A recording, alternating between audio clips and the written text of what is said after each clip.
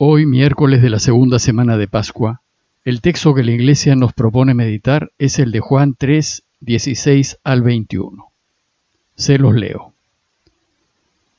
Tanto amó Dios al mundo, que entregó a su Hijo único, para que no perezca ninguno de los que creen en Él, sino que tengan vida eterna. Porque Dios no mandó a su Hijo al mundo para juzgar al mundo, sino para que el mundo se salve por Él. El que cree en Él no será juzgado. El que no cree ya está juzgado, porque no ha creído en el nombre del Hijo único de Dios. Y el juicio consiste en esto, en que la luz vino al mundo y los hombres prefirieron las tinieblas a la luz, porque sus obras eran malas. Pues todo el que obra perversamente detesta la luz y no se acerca a la luz para no verse acusado por sus obras. En cambio, el que realiza la verdad se acerca a la luz, para que se vea que sus obras están hechas según Dios. Este evangelio continúa con la catequesis bautismal que empezamos hace un par de días. A primera impresión, el texto que les he leído parece un poco confuso, pero no lo es. Lo que hace es enseñarnos la razón principal por la cual nos conviene y nos ayuda a recibir el bautismo. Lo primero que hace el texto es explicarnos por qué el Hijo de Dios se hizo hombre. Y dice el texto: tanto amó Dios al mundo que entregó a su Hijo único para que no perezca ninguno de los que creen en Él, sino que tengan vida eterna. La razón principal que explica por qué Jesús vino al mundo es porque Dios nos quiere. Y nos quiere de una manera inimaginable. No podemos hacernos idea del infinito amor que Dios nos tiene. Somos suyos, nos ha hecho a mano, somos como la niña de sus ojos. También, evidentemente, ama todo lo demás que ha creado, pero a nosotros nos ama de manera especial. Y como nos quiere, su mayor deseo es que vivamos. Y el texto lo dice: el Hijo se hizo hombre para que no muera ninguno, sino que tenga vida eterna. Es decir, para enseñarnos el camino que nos lleva a la vida. Dios pues no quiere que muramos, pero aquí no se refiere a la muerte física, la natural, la biológica, pues la muerte física es parte de la vida en este mundo. Como comenté en alguna ocasión anterior, todo lo que es biológico, como nosotros, nace, crece, se reproduce y muere. Todo lo biológico tiene inevitablemente que morir. Por tanto, no podemos pedirle a Dios que nos libre de la muerte física. Pero hay otra muerte, que es la muerte del alma. Esta muerte es terrible, y de esta Dios quiere librarnos. Les explico brevemente. En la muerte física, lo que muere es nuestro cuerpo, pero permanece nuestra alma, que es inmortal. Sin embargo, para volver a existir, nuestra alma recupera su cuerpo, y a esto se le llama la resurrección de los cuerpos. Y el cuerpo que recuperaremos, si bien es nuestro propio cuerpo, porque seremos las mismas personas, será perfecto, glorioso, sin defectos, sin limitaciones e inmortal. Luego, la vida no termina con la muerte física. Después de esta vida, la existencia continúa por toda la eternidad. Pero la existencia que tendremos después de la muerte física continúa de dos maneras.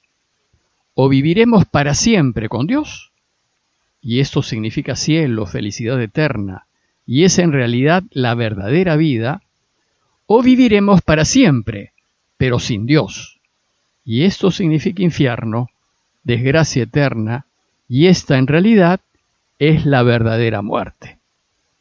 A esta manera de existir se le llama la muerte del alma, y de esto Dios nos quiere librar, pues su deseo es que vivamos para siempre con Él en felicidad eterna y total. Ahora bien, somos nosotros en esta vida terrena quienes decidimos cómo queremos que sea nuestra existencia futura. Y esta decisión la vamos tomando diariamente en cada decisión que hacemos. Es decir, somos nosotros y no Dios quienes decidimos si viviremos en cielo o viviremos en infierno. Dios pues no nos manda al cielo ni nos manda al infierno. Nosotros decidimos, porque Dios nos ha creado libres para decidir nuestro destino. Ahora bien, como el deseo de Dios es que vivamos para siempre, Él va a querer que elijamos lo que nos hará eternamente felices. Pero no nos puede obligar a hacerlo, pues como somos libres, podemos elegir lo que Él quiere o elegir lo que Él no quiere. Si elegimos lo que Él no quiere, no nos puede castigar, pues si no, no seríamos libres. Lo que sucederá es que nos chocaremos con la vida misma y terminaremos mal. Entonces, a fin de enseñarnos a vivir acertadamente, a fin de enseñarnos a elegir lo que nos lleva a la vida, a fin de que podamos decidir lo que nos hará felices, el Hijo se hizo hombre.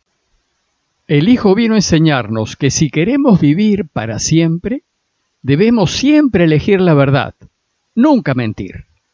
Siempre elegir lo que es justo, nunca aprovecharnos de los otros.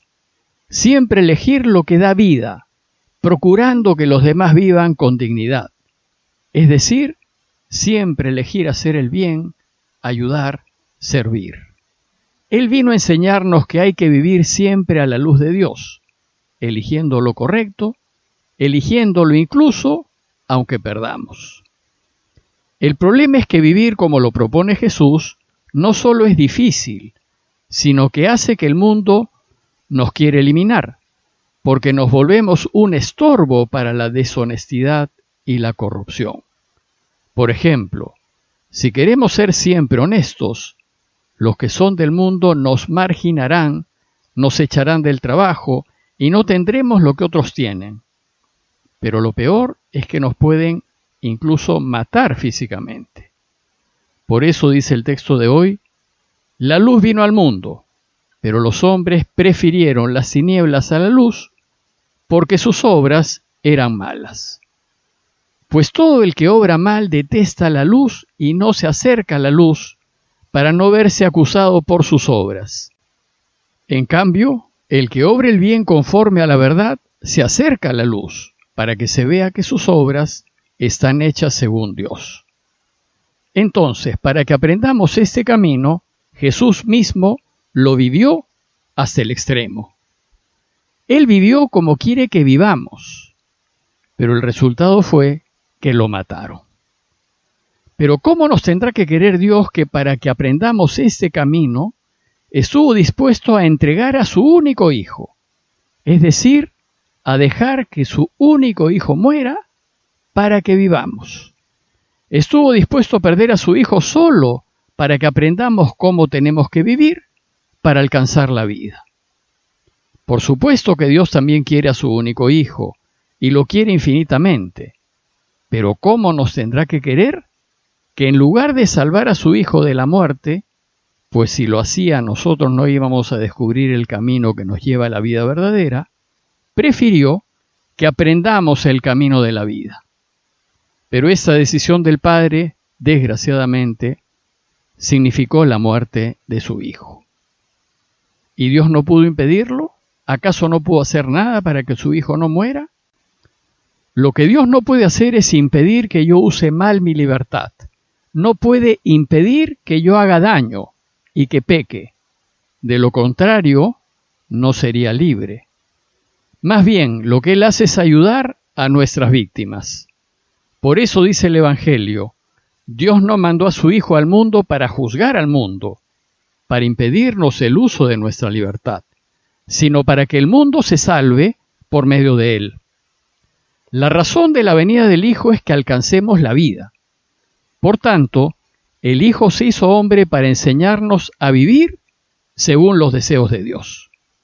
Se hizo hombre para enseñarnos que la única forma de vivir para siempre y ser felices es que tengamos a Dios al centro de nuestras vidas y que todo lo hagamos para Él y por Él.